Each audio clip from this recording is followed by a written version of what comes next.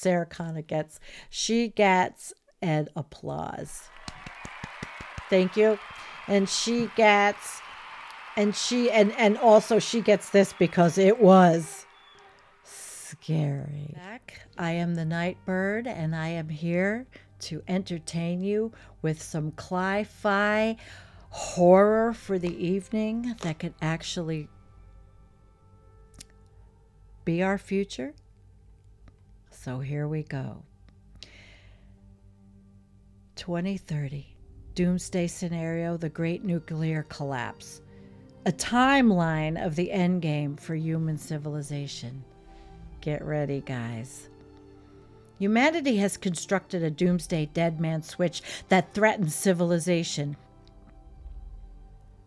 Climate destruction will make it increasingly difficult to avoid the looming global nuclear catastrophe we've created.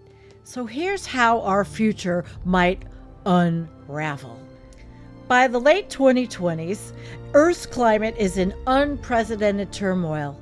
Global average temperatures are consistently 1.5 above pre-industrial levels. Each year brings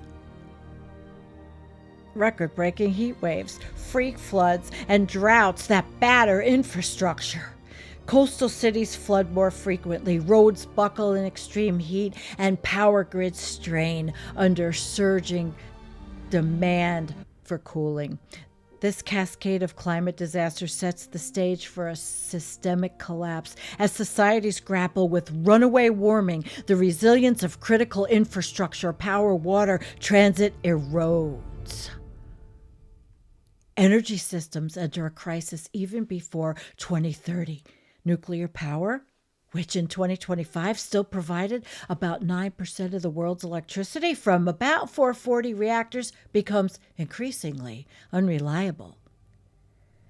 Many nuclear plants struggle with climate stresses. Cooling water sources heat up in the summer, forcing reactors to reduce output or shut down to avoid unsafe temperatures. For example, a 2028 European heat wave pushes river and sea temperatures above 25 C, triggering emergency shutdowns at multiple reactors that cannot be cooled effectively. At the same time, stronger storms and floods threaten reactor safety. Dozens of reactors worldwide are unprepared for extreme flooding, meaning a dam failure or a storm surge could lead to a Fukushima-scale accident. Worrisome reports emerge of power plants in floodplains and coasts where defenses are overtopped by rising seas and torrential rains. By 2029, global carbon output remains high, and natural feedback loops are kicking in. In the Arctic, permafrost thaws and releases methane, creating a vicious warming cycle where initial warming triggers more emissions, leading to even more warming. Scientists caution that a tipping point is near, beyond which climate change becomes self-perpetuating, a true runaway scenario. Society approaches 2030 in a precarious state, aware of looming catastrophe, but unprepared for its speed. The stage is set for the coming collapse, with power grids and nuclear facilities, the backbone of the industrial world, already under severe strain. The early 2030s, blackouts, and the first reactor crisis. 2030 marks the breaking point. A confluence of climate catastrophes collapses power grids across multiple continents. A severe global heat wave in the summer of 2030 brings record electricity demand, while many power plants, nuclear and coal alike, are derated or offline due to overheating coolant water.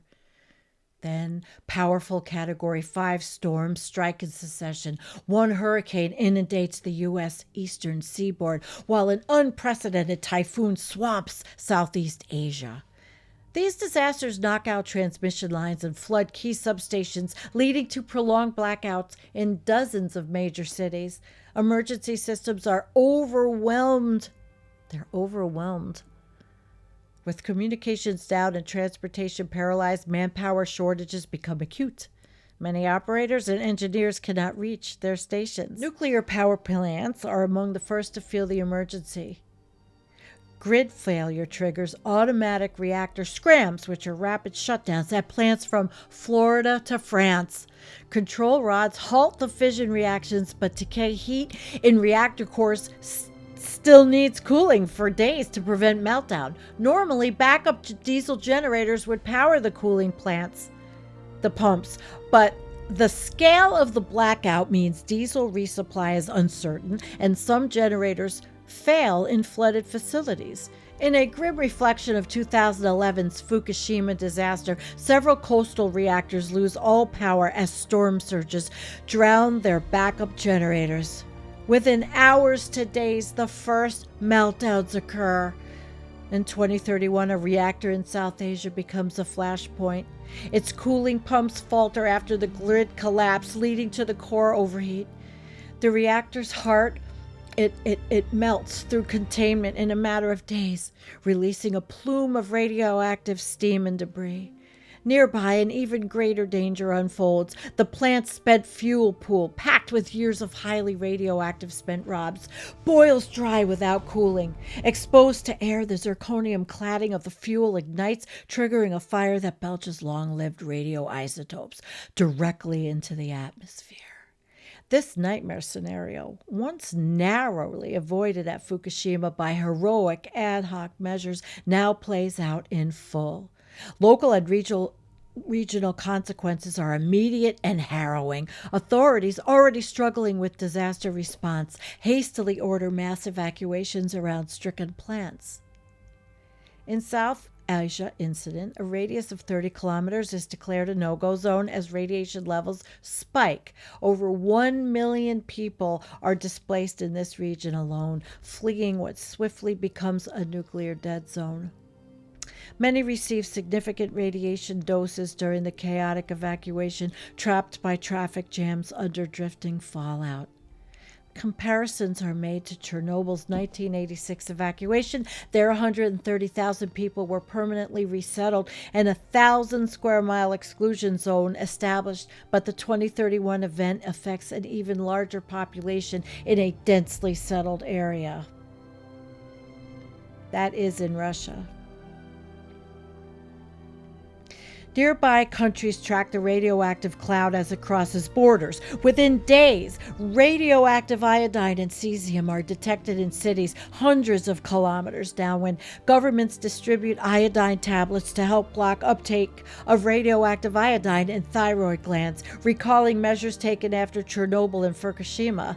Farmers in downwind regions watch in despair as cesium-137 contaminates soil and crops, knowing from past accident that those lands may be unsafe for farming for decades. After Chernobyl, for instance, radiocesium lingering in soils kept pastures in part of Europe under restriction for over 20 years. Globally, these first reactor crises sent a chilling signal. Airborne radiation from the fires and vented steam reaches the upper atmosphere and begins circling the planet. Within weeks, trace amounts of cesium-137 and strontium-90 are found in faraway monitoring stations. While the initial fallout poses the greatest danger locally, the global dispersion of radionucleotides raises alarms.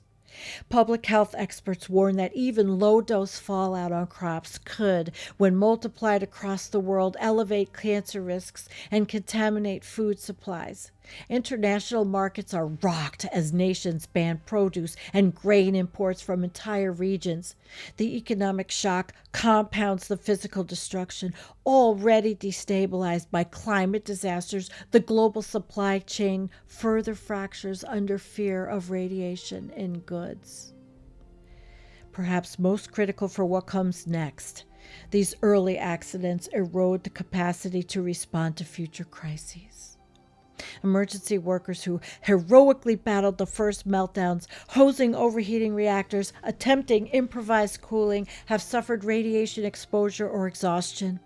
Large swaths of power grid remain offline, making rolling blackouts the new normal, even in areas not directly hit by the climate events.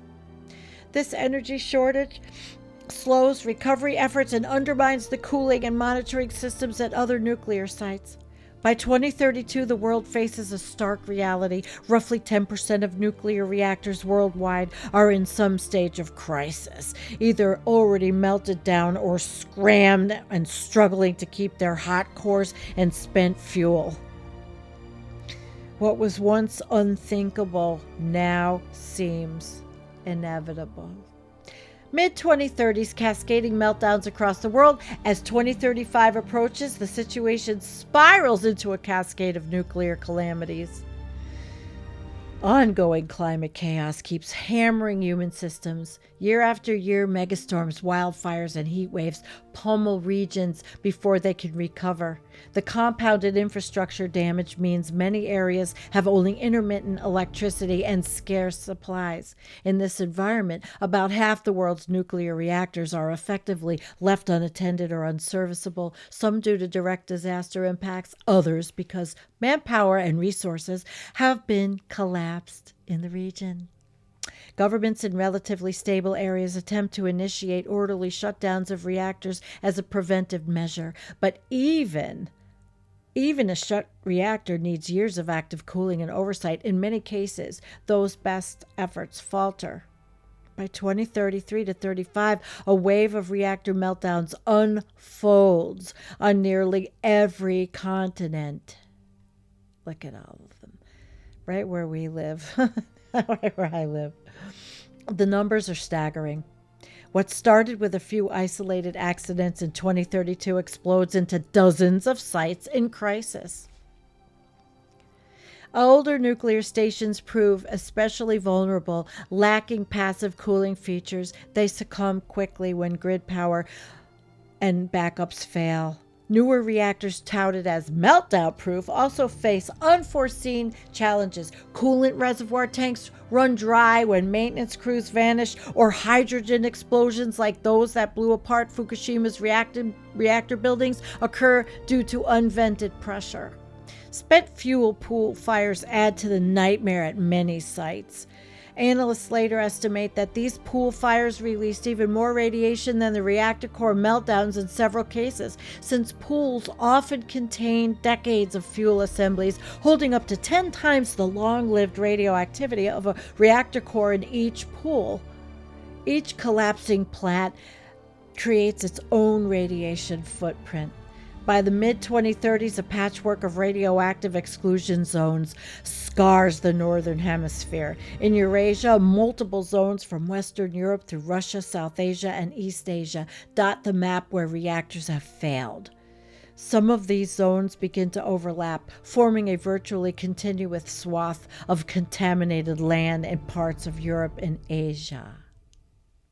In Western Europe, for example, meltdowns at 2 French reactors and 1 German reactor in 2034 forced evacuations that cover large parts of the Rhine Valley. Later, a catastrophe at Ukraine's Zaporizhzhia plant, already endangered for years prior, adds to the chain, rendering areas along the Dnieper River highly radioactive once again. North America is not spared. A meltdown at an aging Midwest U.S. plant sends radiation across several states, and Canada's Ontario reactors shut down due to power loss. They suffer a pool fire that spreads contaminations through the Great Lakes region.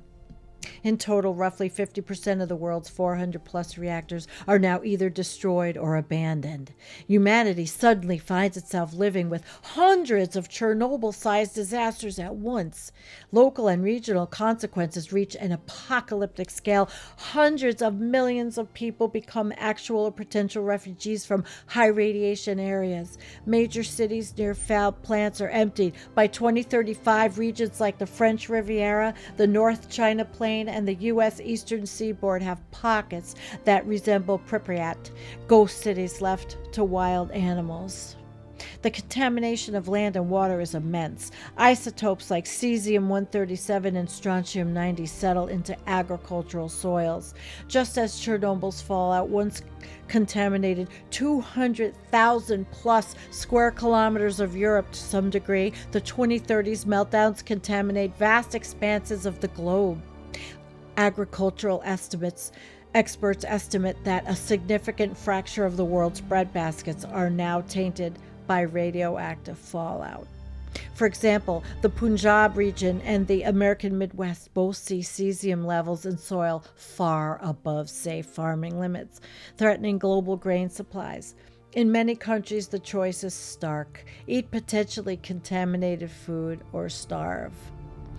Livestock that graze on fallout blanketed pastures accumulate radionucleotides in their meat and milk, as British sheep did for decades after Chernobyl. Governments impose strict bans on food exports from these zones, and global food prices skyrocket. Famine looms for countries that relied on imports from now irradiated farmlands. Beyond human habitations, ecosystems suffer radiological damage layered on top of climate stress. Forests, downwind of reactor accidents, turn brown and silent as foliage and wildlife absorb heavy doses of radiation. In some intensely contaminated zone, an eerie calm prevails, reminiscent of how the core area around Chernobyl became an accidental wildlife refuge, but one where many organisms die young or show mutations. Initially, high radiation kills or stunts many plants and animals. Forests die and animal populations plummet. Over the later 230s, some wildlife returns to abandoned zones, benefiting from the lack of humans. However, in areas of very high contamination, biodiversity remains lower and animals show signs of chronic radiation exposure. The web of life is poisoned. Radioactive cesium and strontium work their way up the food chains, affecting predators and prey alike. Combined with the ongoing climate upheavals, heat stress, wildfires, habitat shifts, the added burden of radiation pushes many species to extinction in contaminated regions. Aquatic ecosystems are also hit. Radioactive runoff flows into rivers and seas, crushing, causing fish kills and long-term mutations in fish reproduction cycles. The global consequence of this mid-2030s nuclear cascade are profound. Atmospheric circulation transport radioactive pollution around the world.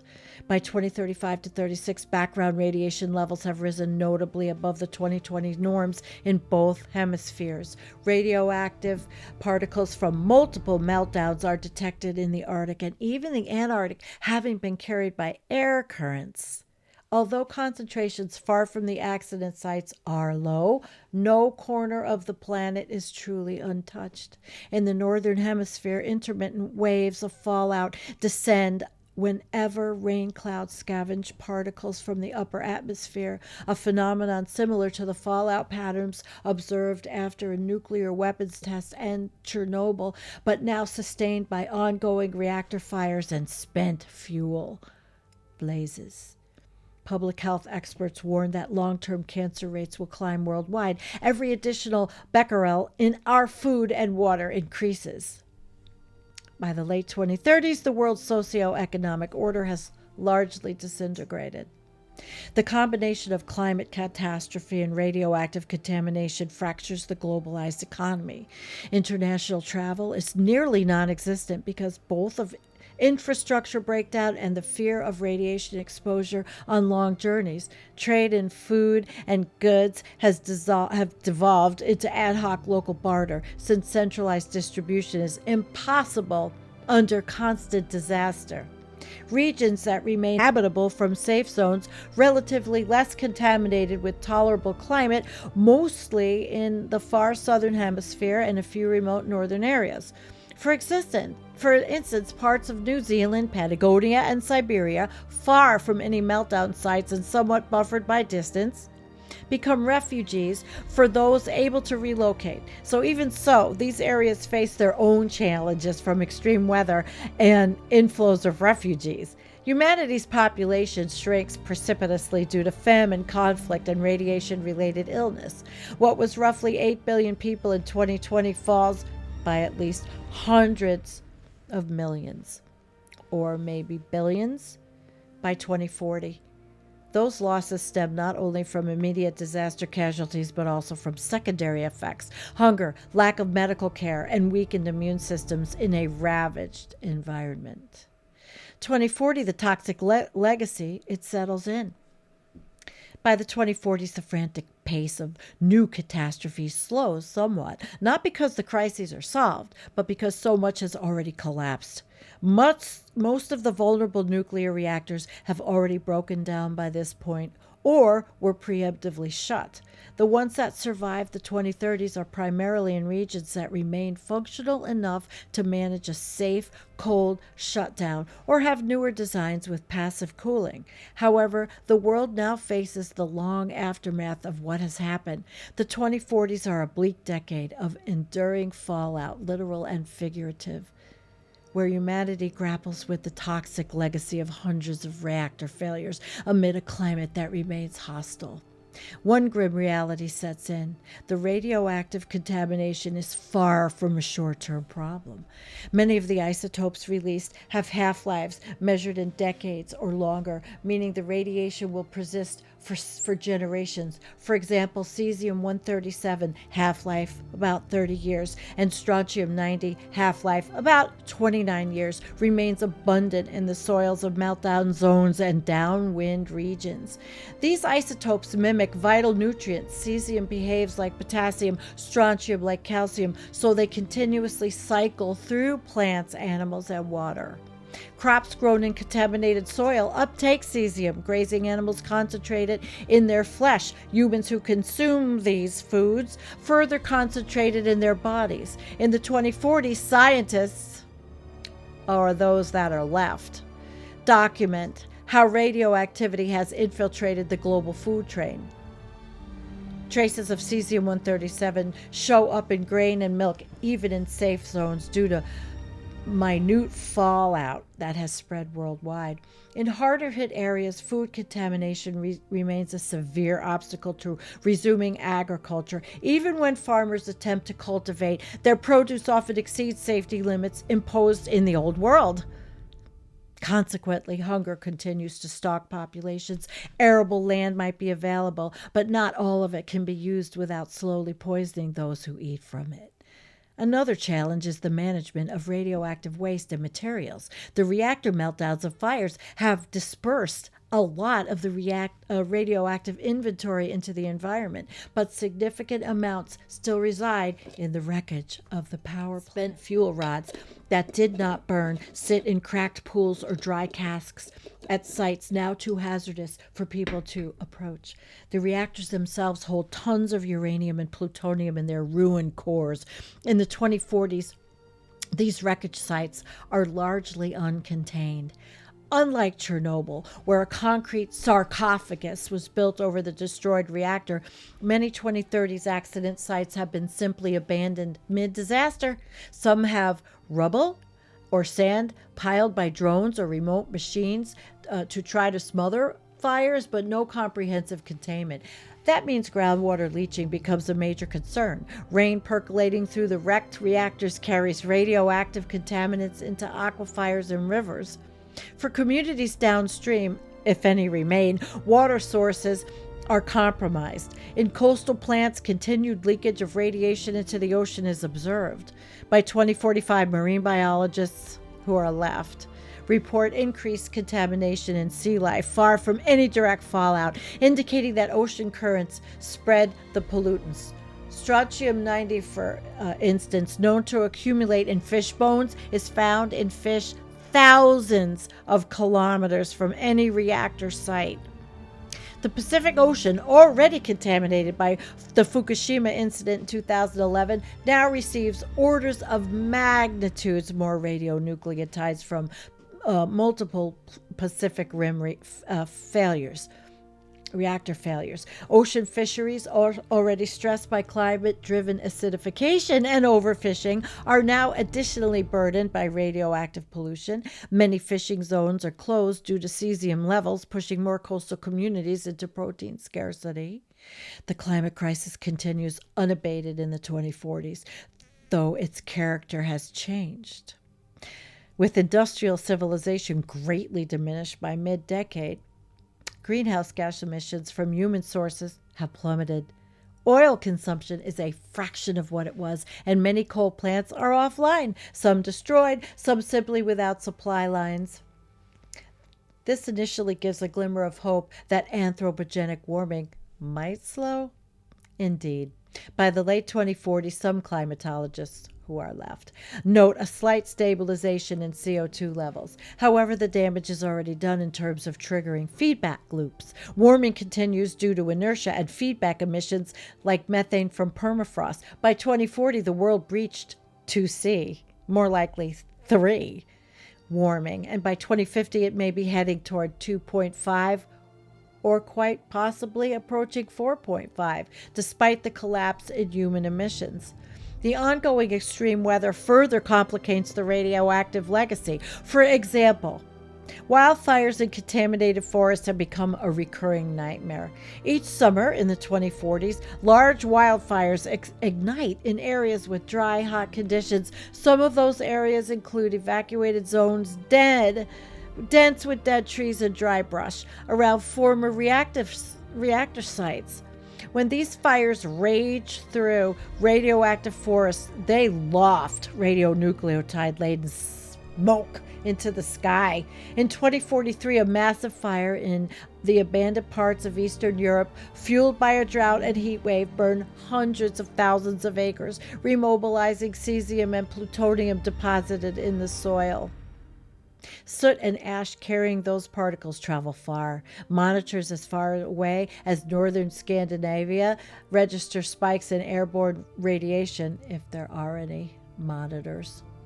What was effectively locked in the soil is thus released anew by fire, a horrific feedback where climate-induced fire boosts the spread of nuclear contaminants.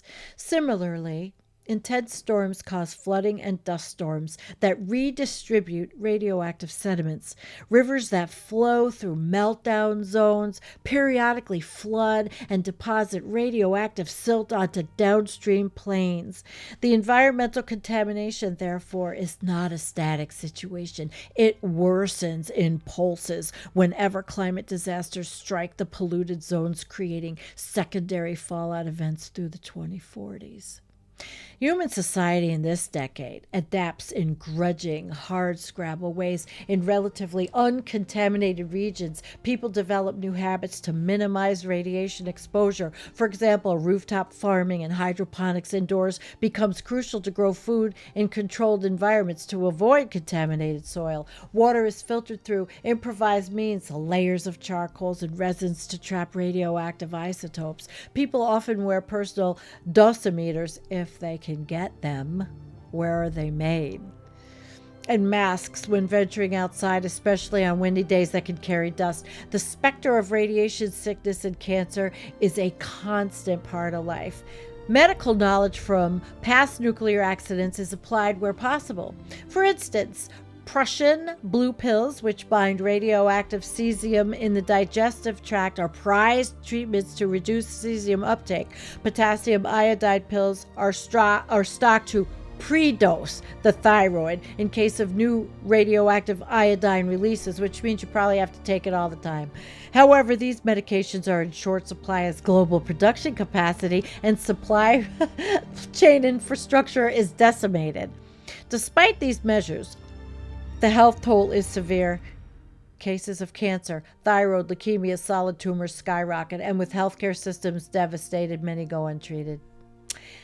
There is also a rise in birth defects in regions that were exposed to higher radiation during the 2030s, a tragic echo of what was observed in some areas after Chernobyl, now magnified by wider scale. Mental health is another casualty. Whole generations grow up under the dual shadow of climate apocalypse and invisible radiation hazard, leading to widespread psychological trauma and eco-radiation anxiety. By the end of the 2040s, some stabilization occurs in the sense that no new major nuclear disasters are unfolding simply because so few reactors remain operational or intact. What remains of organized governments and international institutions focus on containment and mitigation. There are projects, for instance, to entomb certain high-risk reactor sites in concrete, as was done with Chernobyl, now that radiation levels around them have decayed enough to allow any heavy machinery that might be left to approach for short periods. One such international effort in 2048 finally encases the remains of a major U.S. reactor that melted down 15 years prior, using robotic builders to minimize human exposure. Those efforts are slow and cover only the worst offenders, but they at least aim to prevent further leakage. So we get to the 2050s and beyond, a transformed and radioactive world. Earth is a fundamentally altered planet. Human civilization has been gutted. What remains is a patchwork of survivor communities and a few stable enclaves attempting to rebuild among the ruins.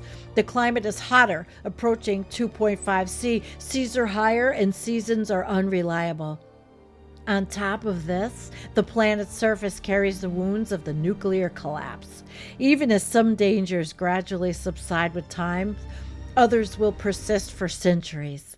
Radioactive decay has slightly improved conditions in the decades since the meltdowns. By 2060, it would have been maybe 20-30 years since the peak of the disaster. Isotopes like iodine-131, which caused acute thyroid exposure in the 2030s, they're long gone. With an 8-day half-life, they decayed away within months of release. The most intense short-term radiation from the accidents, which came from these short-lived fission products, have thus faded.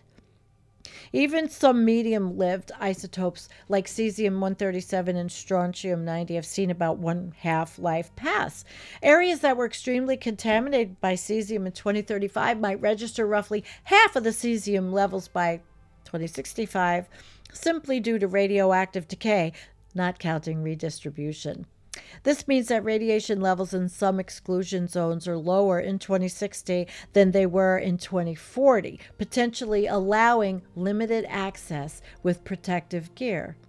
In a few zones on the periphery of disasters, radiation has decayed enough that the authorities consider letting people return with precautions, much like parts of Fukushima exclusion zone were gradually reopened after a decade. Wildlife begins to reclaim many regions more fully as human absence continues. In moderately contaminated areas, animals have multiplied, albeit some with shorter lifespans or health effects. The paradox seen in Chernobyl's exclusion zone, where wildlife thrives despite radiation because human pressures are removed, is now playing out on a larger scale.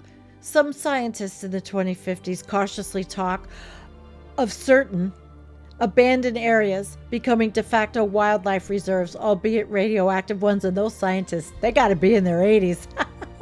However, other hazards will essentially be permanent on human timescales. One is plutonium. Many reactor explosions and fires spread particles of plutonium-239, an alpha-emitting isotope with a half-life of 24,000 years, into the environment. These particles are extremely dangerous if inhaled or ingested, as they can lodge in the lungs or bones or irradiate tissue for a lifetime. Plutonium is heavy and tends to deposit near accident sites, but the fires and smoke did carry some of it regionally. That means that certain hotspots within, say, a few kilometers of the worst meltdowns will remain lethally radioactive essentially forever, as far as human planning is concerned. Even after cesium decays, these areas will be unsafe to inhabit without serious cleanup, removal of topsoil and all that. Another enduring issue is the spent fuel and waste that remain. By 2070, the fuel assemblies that did not burn up in the fires have cooled radiologically, their short-lived fission products gone, but they are still highly radioactive and contain long-lived isotopes. Ideally, they would be secured in geologic repositories to isolate them from the biosphere. But with the collapse of industrial capacity, most of this waste is simply sitting wherever it was last stored. Some is in dry cask containers that can last a few decades. By the 2070s, these casks may be deteriorating, potentially releasing their contents if not maintained. Thus, the world faces a slow seepage of radionucleotides for centuries. The habitability of the planet is dramatically reduced compared to pre 2030. Large regions are effectively off limits due to radiation, especially parts of mid latitude North America, Europe, and Asia, where population was once the highest. The tropics, meanwhile, suffer extreme heat and humidity that push human heat tolerance to the limit. Some equatorial zones regularly see wet bulb temperatures above 35°C, unsurvivable without air conditioning. The safe zones by the 2050s are those rare places with a combination of tolerable climate and minimal fallout. These tend to be in the southern hemisphere or isolated islands. Portions of South America, southern cone, and Africa, extreme south or highlands in East Africa, see clusters of survivors who have organized small agrarian societies, carefully selecting crops and livestock that can grow in changed conditions and relatively uncontaminated soils. Australia and New Zealand, which had no nuclear plants of their own and were distant from most fallout, became crucial harborages of technological memory. Harborages. Although Australia's interior is severely hit by heat and drought, its southern coasts remain livable. Antarctica and the Arctic islands, free of radiation but harsh in climate, see some interest as refugees. Some communities attempt to live in dome biomes on the Antarctic Peninsula, leveraging the cooler climate and abundant marine life despite the logistical difficulties. The collapse of industrial emissions has a small silver lining for climate by 2070. Atmospheric CO2 has finally plateaued, possibly even dipped slightly as the oceans and regrowing forests draw down the carbon. But this comes at the cost of global societal collapse and mass mortality. In essence, the Earth system reset itself in part by a brutal reduction of human impact while locking in a radioactive legacy. The climate remains warmer and more volatile than the Holocene average, but without continuous fossil fuel burning, it may avoid worst-case 22nd century projections. Nonetheless, sea levels by 2070 are higher. Many coastal former cities are now tidal marshes littered with ruins, and superstorms still occur, though fewer targets remain to damage.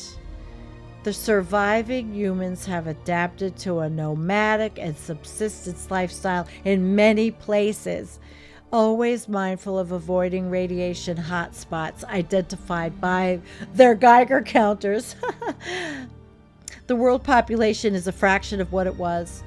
Industrialized civilization is dead alongside billions of humans, and those who remain are scattered and isolated.